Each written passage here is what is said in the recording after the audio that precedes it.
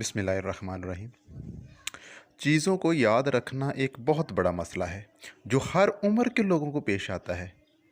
मैं आज आपको इस मसले का हल बताने जा रहा हूँ। तो अगर आज आपने ये वीडियो पूरी देख ली तो सारी ज़िंदगी का आपका ये मसला जड़ से ख़त्म हो जाएगा इंशाअल्लाह। हमारा दिमाग अल्लाह की बहुत बड़ी नेमत है और ये भी अल्लाह का बहुत बड़ा शुक्र है कि हमारा दिमाग हर वो चीज़ जो हम पढ़ते हैं, देखते हैं, सुनते हैं को याद नहीं रखता।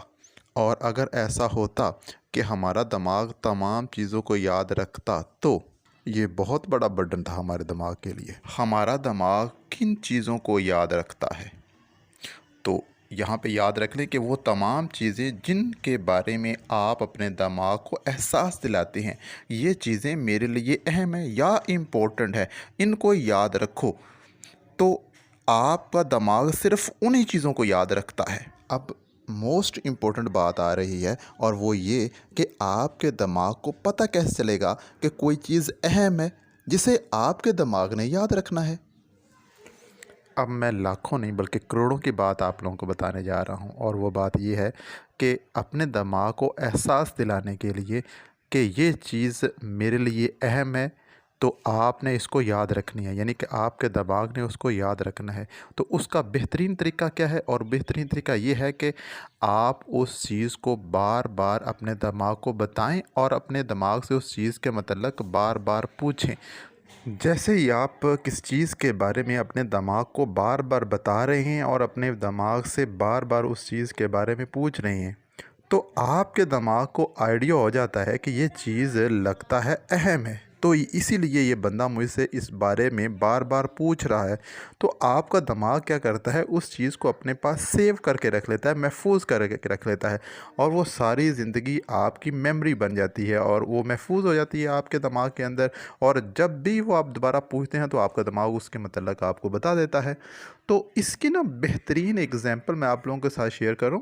आपको पता है कि जो हाफ़िज़ कुरान होते हैं ना, वो जब हिफ़्ज़ करते हैं ना कुरान पाक को, तो वो कुरान पाक को बार बार पढ़ते हैं और बार बार पढ़ने से हमारे दिमाग को एहसास हो जाता है कि ये जो है कुरान ये बंदा पढ़ रहा है, इसको बार बार मुझे बता रहा है कि ये चीज़ अहम है।